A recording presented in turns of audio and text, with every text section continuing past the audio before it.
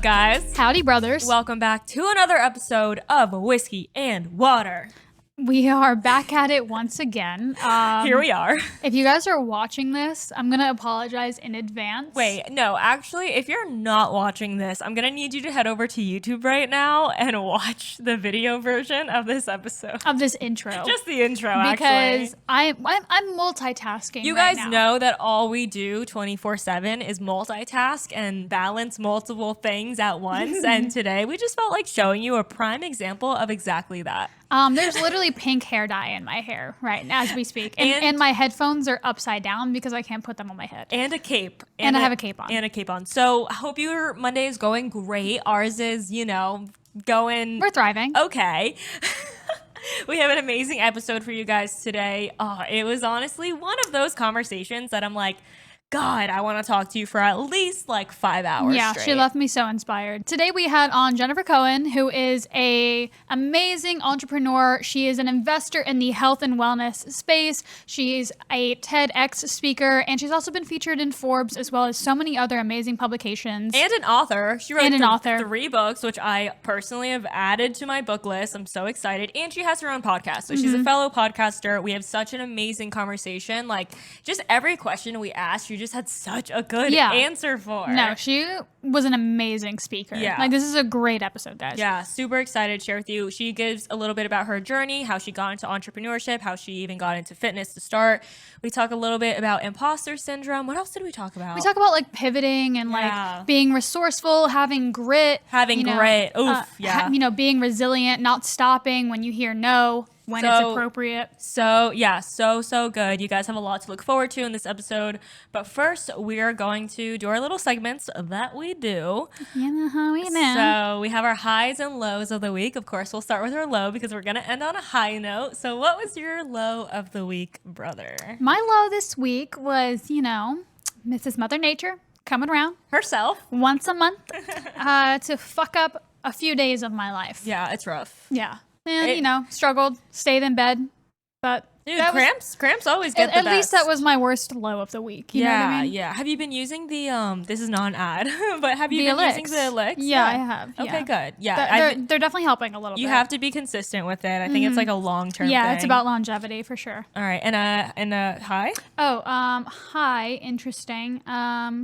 This high was that I got accepted to a apartment in Fort Lauderdale.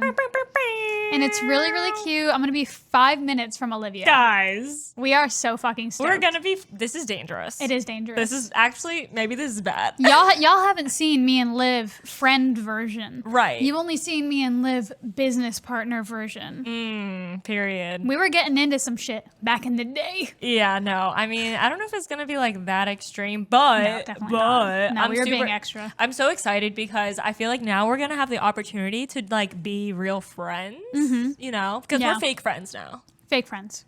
I hate this bitch. No new friends.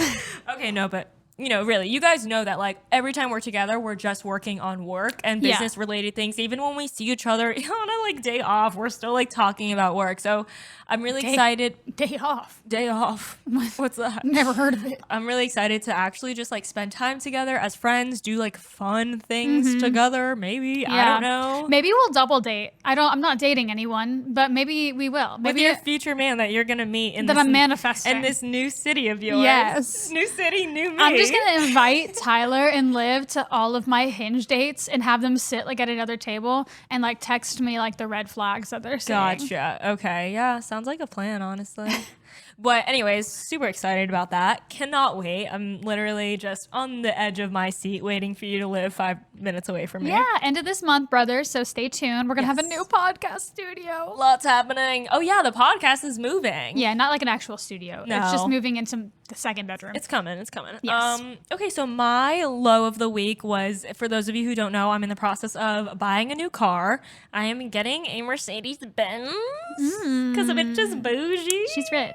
I'm not rich, but I do want to treat myself. I have been driving a You deserve it. I've been driving a 2014 Hyundai Elantra with a broken everything and one mechanical key that only opens the driver's side for 2 years now. It's been paid off. 2 years? Yeah.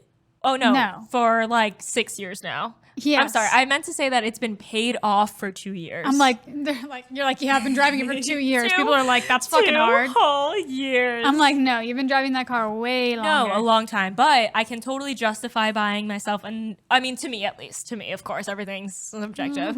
But you know, I've stuck it out, and I'm so excited to get a new car. But basically, my low was finding the perfect one, the interior I wanted, the sunroof, the price range, the mileage, and then just literally coming all the way up to me. And then I stopped my day because I had no one to go with me, and I was like, I don't want to go to the dealership alone. Like, and I offered. I was like, no, dude, like I'll 100% go with you. You know, try to be a friend. So nice. You know, priming us for my move.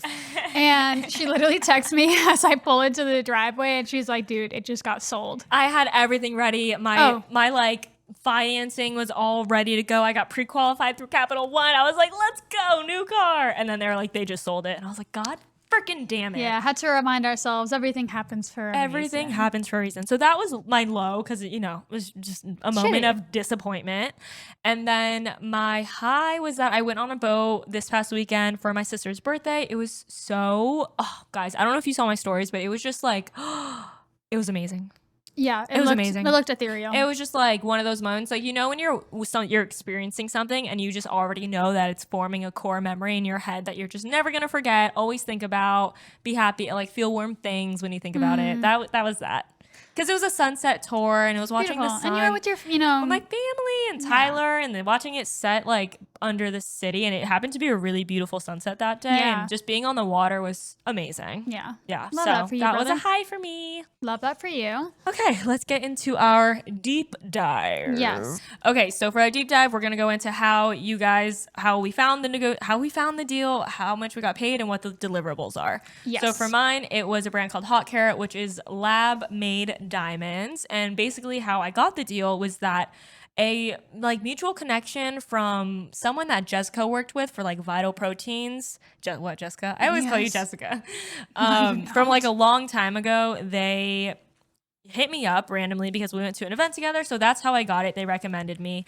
And then it was 3 videos. So it was just content creation, no posting. And I had to pretty much just like do a voiceover, sharing about the brand, and then showing the diamonds. So no posting, just submitting the content in 4K on your iPhone, which you can do, by the way, if you didn't know. Pro tip. And then my rate for it was $800. So great deal, great connection. Yeah. And they're actually having me work for them again. Actually, Yeah, us again. we're going to do it. So yeah, good stuff, guys. Hell yeah, Always, brother. always a good sign. Yeah. And, it's so good when you deliver a product that you're confident in, because obviously they want to work with us again. Right. Well, her. And she's taking me with her to the top. Yes, brother. So I am going to deep dive on a collaboration that I did for an IG reel.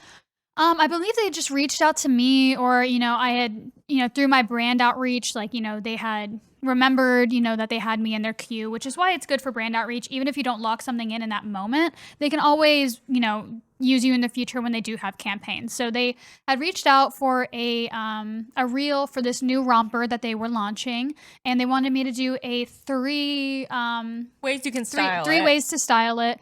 And it was really cute transitions, and they paid me $1,100. That is good for a reel. That's solid. That's a good rate. That is solid. It was, a little interesting to figure it out. Yeah, to figure it out, to figure out the ways I was going to style it. I'm like, I'm no fashionista. Yeah. And bringing everything to the location was kind of a bitch too, making sure I had everything. It definitely took a little bit of added organization on my part, but I really love how it came out, and it's a good example to use and pitch to other brands. Cool. So Love keep that. those things in mind. Yes. All right. That is our deep dive. We won't hold you guys any longer. We're going to get right into the episode with Jennifer. You guys are going to absolutely love it. If you're not already subscribed to our podcast on whatever platform you listen to it on, please give us a subscriber, hit that button, whatever button it is, and we'll see you guys on the other side. Bye.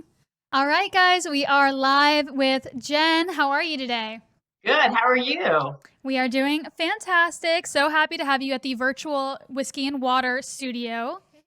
Well, I'm happy to be here. Hopefully next time we'll be in person. Yes. You're going to have to hit us up whenever you come to Miami. But for our audience who isn't already familiar with you, tell them a little bit about who you are and what you do. Okay. I do a lot of different things. I'm really kind of a jack of all trades and a master of none within the wellness and health space. So I started as a personal trainer, and I kind of then from there really became a fitness entrepreneur, where I started a shoe company, and then I sold that. I co-founded an app that got sold to Weight Watchers. I've written a bunch. Yeah, I've written a bunch of different books. One was called No Gym Required. Another one was called Strong as a New Skinny. And the last one was called Badass Body Goals. But I'm actually currently writing another book that is not really about fitness. It's more about being the kind of just getting what you want in life. I did a TED Talk recently that did quite well. And so it's about being bold and how you have to kind of put yourself out there to really get the life you want, not the life you have necessarily. So that's kind of what I'm doing now. And I have obviously a podcast also called Habits and Hustle. And I work with a ton of different brands, and I do a ton of now more on the, like I said, more on the strategic advisory side, investment side. But really the core of everything is really in the health. Like I just love the wellness and health space. So whatever I do usually has that as like a major component. I love that. Wow, And I love that so you've good. kind of honed down on that niche and you're like, this is where I thrive. This is where I'm going to be. This is where, yeah, I mean, I'm still kind of like a little bit all over the place in that space. But yes, I mean, I'm not in the, I don't know the first thing about fashion, or I don't know this, the first thing about like widgets, but in the fitness space, I think I have it down pretty well. Yeah, Amazing. so cool. What is your background? Like, how did you kind of get introduced to this space? That's a good question. It was not the natural route, whatever that means. I'm Canadian, and I actually started out. I was in the sports world. I worked for the Toronto Raptors. Then I went back to school for an MBA, and from there, I actually got recruited to work at a record label. So I was actually at a record label, working in the music business for many years. And really, what happened to me was I got a job offer from there to come to LA, and the business was changing a lot, and I just didn't really love it. And so I decided to do something. I quit, and I became a personal trainer. And from there, I decided that I didn't really want to have a position where I was capped. So when I became a trainer, it was more because I was here on a visa. Because if you're a Canadian in the US, you have to be working for a company to get sponsorship. And because I didn't, when I left the company, the record label, the personal training was a fitness, or was in the health and fitness space, which I was a big workout person before it was very much a very popular fad thing to do. But the other thing was that, I can get paid under the table, so to speak, right? Or like cash or whatever. So until I figured out, I never thought of myself as ever doing it long term. But while I was going through the process, I really liked it, and I had an idea. I'm like, you know what? I have all the relationships in the music world, and I really, know how the budgets work in the marketing. So I really went to one of the heads of the record label, and I pitched myself as a trainer for, the talent on the record label. So even though I was working in marketing, 6 months prior as someone who was a strategy person, now I'm actually going to be pitching myself as someone who's like a vendor, or so to speak. Right. And, he was like, what are you talking about? Blah, blah, blah. What do you know about that? And I'm like, just give me a chance. And I literally just created a job for myself, an opportunity for myself. And I ended up doing it. And one label turned into 2, that turned into 7. Wow. And that's really how I kind of started. And then back then, because, I'm dating myself. You guys are what, like 12? How old are you guys? 25. Listen, I'll take it any day. Okay, 25. Oh my gosh. I was only a few years older than you guys, or a year older than you at the time. That was like my beginning. And then at the time, like I said, there was no such thing as social media. We didn't have like influencers and all that. So people like myself who had access to all of these, the talent and celebrities, we were the influencers, and companies would send us stuff, through the mail, or through, can you imagine, like the U.S. Postal Service? Mail. Not What's like, that? yeah, Mail, exactly. mail. And that's how I kind of started. And then that from that whole process, that's how I got my book deal. So I'm just like icing my foot, so I'm looking down. And from there, I got my first book deal, and one book turned into 2 and 3, and then the rest is history. And then like I said, I started companies. So so basically that's what happened. And I started my first company, No Gym Required. I created a shoe that was a weighted shoe that people can wear, and they can then burn more calories, 50% more calories while wearing the shoe. And it was just from there, I just kept on doing other stuff. Love that. And I love how resourceful you were. You kind of looked at what you had, because I feel like a lot of people, when they're in the industry that doesn't necessarily like align with them or isn't the one that they want to be in, they kind of look, they kind of pivot and they change directions. But you were like, how can I incorporate this into what I'm already doing? And turned out to be so lucrative for you. I think that's genius. Yeah, that is really cool, and something I feel like we don't hear often. Like people usually are just like, okay, this isn't the right fit for me. But you looked at the situation, and you're like, well, what can I bring to the table? And you did it. That's so cool. Well, I like to tell people is being resourceful is a very one of the most important character traits to harness and kind of practice. Yeah. Because you find your best opportunities usually from the people around you or for the other things that you've done, and you leverage from there. It's much easier that way than to constantly search and seek. And never just, you can if you really kind of have that resourceful trait or curiosity and desire, you can really kind of do much more than what you think is in front of you.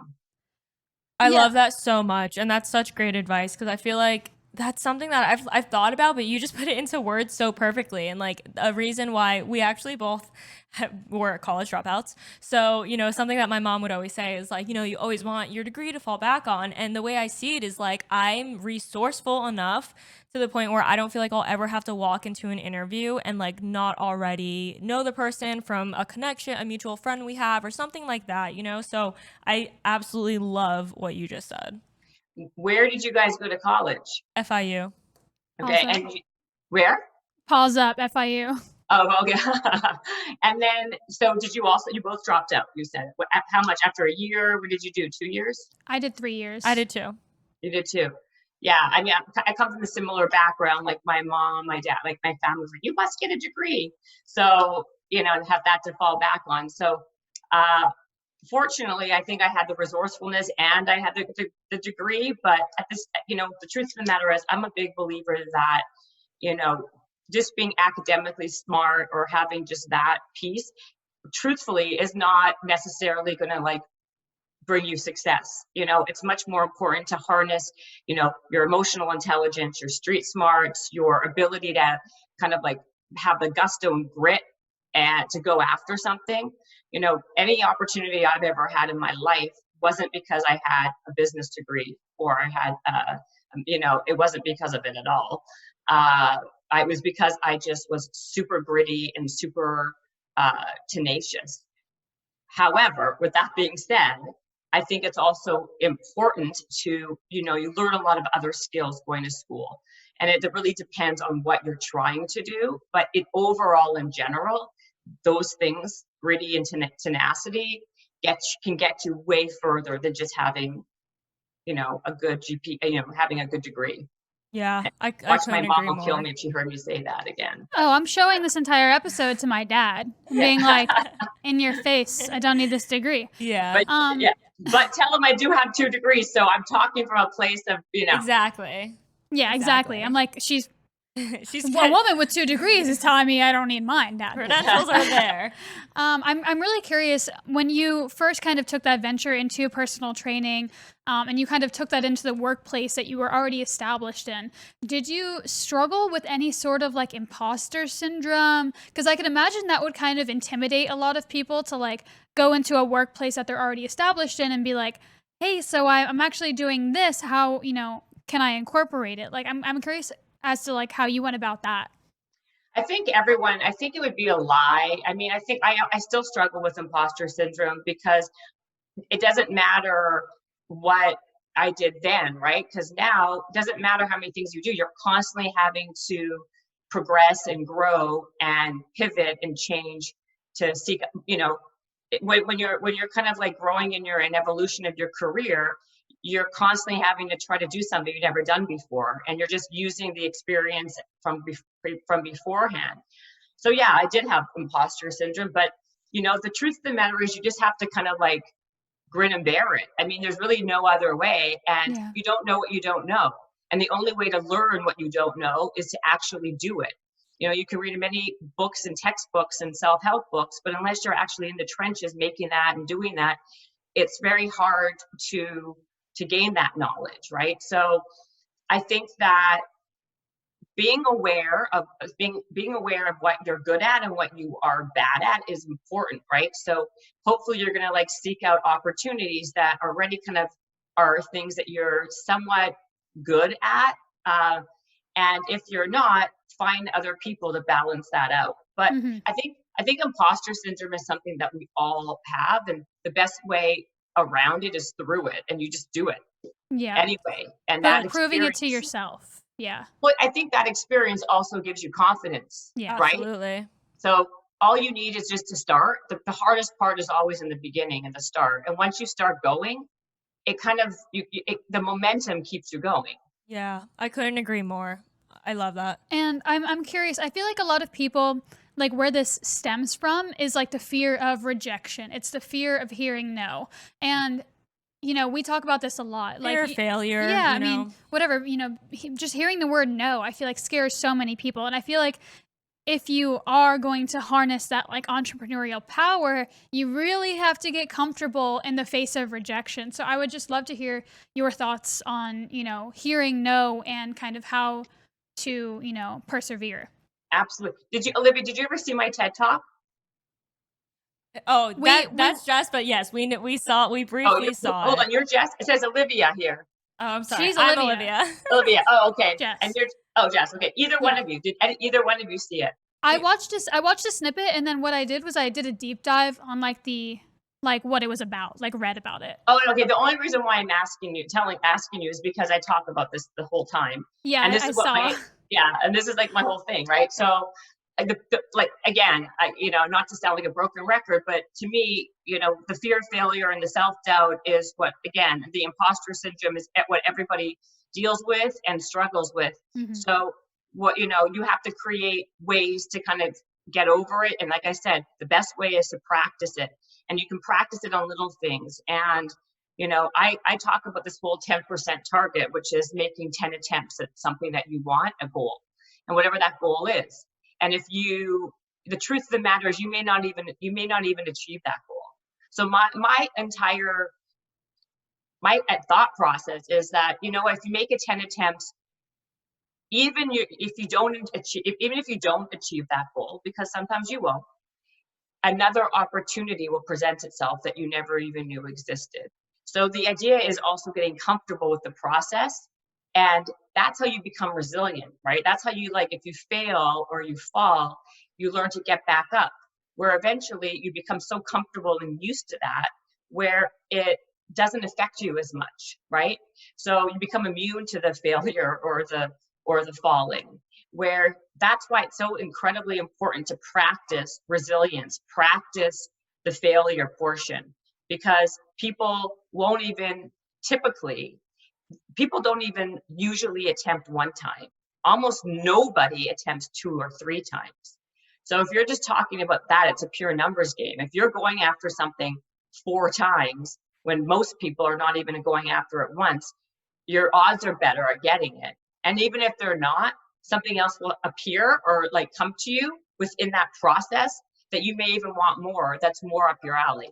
Mm-hmm. So, I really think that all of this is about just putting yourself in that situation and learning to get comfortable with the failure and learning to get comfortable with falling.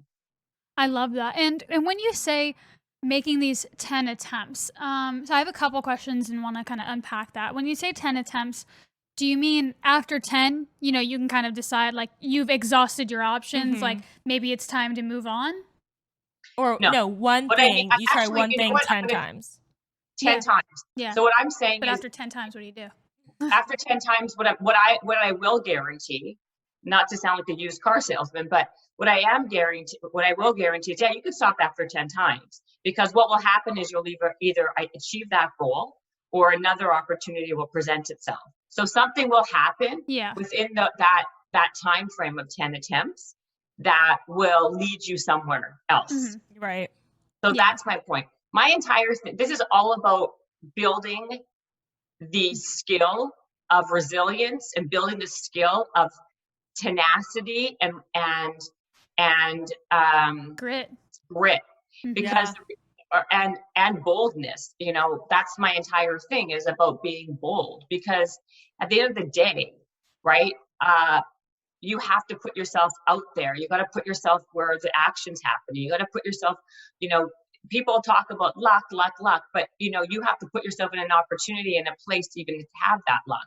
Because if you don't, most likely you're not going to even know what to do with it.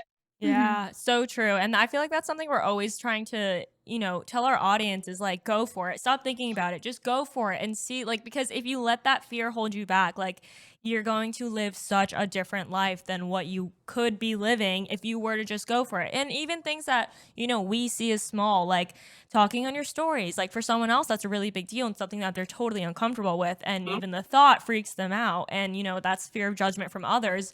But even like we say, creating this podcast, we had so many doubts about what people would think and all of that. But like those people, you cannot let their opinions determine your life, like you have to just push forward and keep going. There is this saying, I listen to a lot of like real estate investing podcast, and there's, they do talk a lot about grit and seeing problems come up and just kind of learning from them. No losses, just lessons. But there is also this concept of when to grit and when to quit. And I think especially as an entrepreneur, like, I don't know if a business is going downhill if you can keep trying 10 different times. So I want to see your insight on that, in like a different type of scenario. Say it's a big business deal, like when to grit and then when to like cut your losses and quit. Yeah, that's a really good question. And I think that it's very dependent, right? If Right. you're in a company, in a business, and you're bleeding money, Right. right? And I have a friend of mine who just will not give up on this business they have, and they're not making any money, and it's been like 8 years, 9 years. I think it's very much subjective, right? What the business is, where you are. A lot of times, you could pivot to something different that the market needs. A lot of times people don't have that self-awareness. So you have to be able, so what I would start with is, what I said earlier, was having enough self-awareness to know yourself, know what you're good at, and know what you kind of are not great at, right? Because Right. naivety in that way can work good and bad. You can start out of naivety. That some of the greatest businesses, some of the greatest success stories happen because when you are naive and you don't think about all of the things that can go wrong, you go for it and you can be very Sure. successful. A lot of times though, you could be naive and you're not really noticing all of the things around you that are making you not make it not work. So what I would say in that situation, I would still use the same thing, the whole 10 attempt thing. After the 10 attempts, if it doesn't work, maybe you should call it a day. And if another opportunity usually does, by that point, if you are listening and you're tuned in to what's going on around you, you will get some kind of whisper of like, maybe this isn't working, but you know what could work? So and so's doing that. So then you can veer off and try something a little bit different. But Right. having the ability to like listen to what's going on, being acutely aware of your environment, having that EQ that I mentioned, the emotional intelligence, the ability to kind of understand what's around the environment, having the self-awareness, it really, really does make a major difference in what your decision process is. Mm-hmm. Yeah, that's so true. And it could just be a pivot, which is a lot of, which is mostly what entrepreneurship is. You know, it doesn't have to be, okay, I'm quitting this, I'm done. It's just like at this point, something needs to change. Let's see what else we can make work here. Let's be resourceful. Yeah. Well, I'll tell you something. I was going to say, like on my podcast, the Habits and Hustle, I have a lot of a lot of them are entrepreneurs, and I have a lot of other people. But the truth of the matter is, some of the biggest disruptors in the world, some of the biggest entrepreneurs in the world, what they started doing and what they actually, are doing now and made like billions and billions of dollars on is completely different. Like you could start, you start doing, a product. There's a company that I can't remember the name of it. They were like doing something, I don't know, popcorn. And then they realized this wasn't working. So they pivoted, I don't remember to what. And you probably even know the company if I even said it. And now they were like a huge success. Like they were just, I think they're going to be sold for $3 or $4 billion. So the truth of the matter is, it's like, again, listening to your environment, having the, your ear to the ground, and being open to what other things and opportunities are out there. Because the 10 attempts that I talk about doesn't work if you're not open to listening and like what those things are. If you're tunnel vision only on that, then okay, well then I can't help you. Right. Yeah. So that's such an important thing to know. I love that. You have to, it works, but only if you're open to seeing what else is around. Totally. Yeah. That's great. Yeah. And I love that you mentioned whispers, because that's a concept Jess and I have talked about on the show before, is like really being so in tune with, it's almost like an intuition, but it's also a very much a skill to even be able to like hear those whispers in your head. Cause it's sometimes there's it's such a passing by, and then you won't even realize until later and be like, oh, what was that thought that looked like, but that was very silent. And it's just these whispers that we get about people, about relationships, about work, about life. How much of that do you feel like is something that people maybe naturally have versus that's a skill that needs to be like actively worked on? Is to be able to tune into those whispers and be aware of them. It's interesting. So it's also like, it's kind of like your gut, your intuition, your gut feeling, right? So many times, like I'm sure when you guys have, when I was, now I'm married, but when I had relationships, or even now, even when I have business partners, I should say, and relationships before, or friends, usually I kind of already have like a red flag about somebody pretty early on, that I just kind of like dismiss because I really want that deal to happen, and I really want it to work out with that guy or whatever. And it's usually that same thing that I never listened to at the beginning that like grows and gets bigger and bigger, that becomes the downfall of the situation. It may not, you know what I mean? It may not be that exact thing, but it's like an offshoot of some kind. Absolutely. Right? And so, I think it's something that, and I think I'm going to be honest, I think that there are some people who are naturally much better than others. I'm not going to lie to you. Yeah, no, that's exactly what I want to hear, because we're also like, are we crazy? No, I mean, like, sometimes I'm like shocked when I'm sitting with people and they're completely clueless, and they're not like, they don't read the room, and they don't have, like, they're not like kind of like in tune.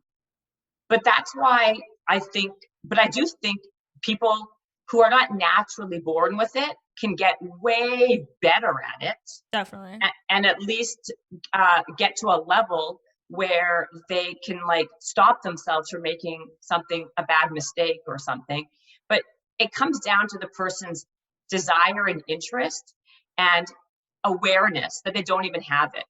So if you can't tell somebody that they're clueless if they are not open to even thinking it. Like some people, like, they don't care. They're too arrogant to listen. They don't want to hear criticism. They're just not into it. So you just, you kind of just move on and walk away. But I think that when you have the desire to get better, of course you can get better. There's tons of ways you can get better. There's ways to train your brain and even actually and change the neuroplasticity by doing that same habit over and over again. And you do it by truly like bringing your attention back, like mindfulness, bringing your attention back to where you are and really kind of assessing that situation.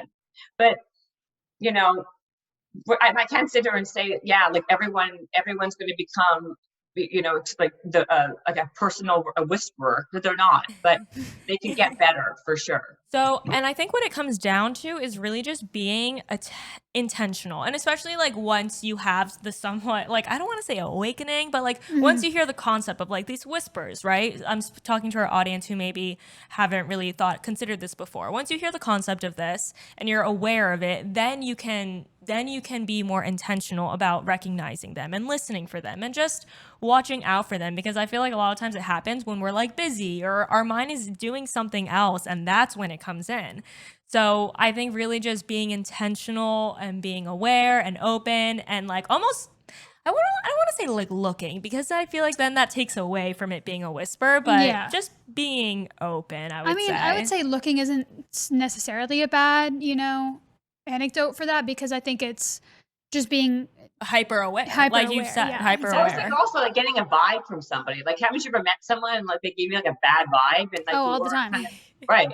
So it's like kind of like just like not like shutting down those like potential like, you know, there's some people who are always about like, you know, wearing those rose-colored glasses. Everything's rosy and wonderful. You know, I'm not that person, so maybe I'm just naturally not that person. But I do think that you know, you do have like initially that guttural feeling on something or somebody. That's when you should not like just like ignore it. Yeah.